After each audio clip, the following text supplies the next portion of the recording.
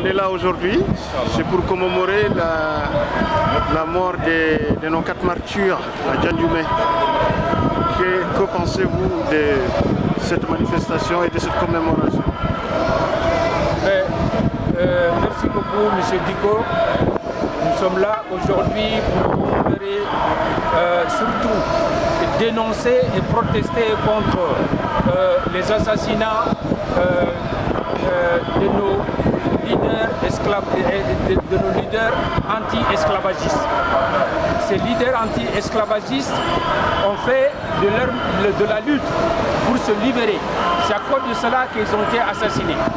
Dans la nuit du 1 au 2 septembre 2020, nous avons eu tout d'un coup 4 chefs pères de famille qui ont été assassinés sous le regard de leurs femmes et leurs enfants. Aujourd'hui, nous sommes là pour dénoncer cela. Nous sommes là aussi pour dénoncer l'assassinat de notre sœur, de notre maman, de notre combattante, Djegoulaji Sidibé, qui la nuit du 29 juillet au 30 juin et au 30 juillet 2022 a été assassiné, a été kidnappé, enlevé, kidnappé, et assassiné et coupé en morceaux et tenté de la brûler. Donc maintenant, nous dénonçons tout cela. Pourquoi? Parce que l'État malien doit pouvoir protéger les minorités qui sont des anti-esclavagistes, qui luttent pour leur liberté, qui luttent pour la dignité humaine. L'État malien doit faire de sorte qu'une loi puisse intervenir rapidement pour condamner et criminaliser les pratiques d'esclavage et les séquelles. Donc ce que nous dénonçons aussi la lenteur administrative, nous dénonçons la lenteur de l'appareil judiciaire. Et nous saluons d'autre part la prise en conscience lentement mais sûrement des autorités de l'État malien qui sont en train de prendre en charge totalement ce phénomène. Nous saluons le ministre de la Justice et son cabinet. Nous saluons aussi la clairvoyance de notre président de transition, le colonel Assimi Goïta, qui a donné des instructions fermes pour que tous les esclavagistes soient traduits devant la justice et condamnés. Et nous saluons fermement et solennellement cette prise de conscience de notre président, de son gouvernement, de tout l'appareil judiciaire malien. Et nous demandons aussi que les exactions cessent en Mauritanie, au Sénégal, en Gambie, partout, et que tous ces pays conjuguent leurs efforts pour éradiquer à jamais et totalement l'esclavage par ascendance, et que cet esclavage par ascendance n'existe que dans le Sahel. Dans tout le monde entier, les gens ont oublié ce que c'est que l'esclavage. Et maintenant, ils sont en train de faire de sorte comme si c'est le début de l'esclavage dans le monde. C'est une affaire millénaire. Mais nous, on est conscients que rien ne pourra plus être comme avant dans les communautés soninké. Rien ne peut plus être comme avant dans les communautés kassonké, dans les communautés où l'esclavage sévit. Nous demandons à tous les Maliens, à tous les Mauritaniens, au peuple sénégalais, au peuple gambien, de conjuguer vos efforts, de pousser nos États à prendre des lois et que ces lois soient appliquées pour l'éradication totale et entière de l'esclavage par ascendance. Je vous remercie. Vous avez, monsieur le vice-président, vous savez pourquoi les gens ne sont pas toujours jugés à Djandioumé? Parce qu'apparemment, ils ont été libérés, ou en tout cas, certains parmi eux, des accusés. Ce que nous devrons dénoncer ici, nous dénonçons certains comportements. Nous ne pouvons pas incriminer tout l'appareil judiciaire du Mali, mais nous devrons quand même signaler que nous avons des audios qui indiquent que certains responsables de la justice au niveau de Caille ont été corrompus. C'est pourquoi 20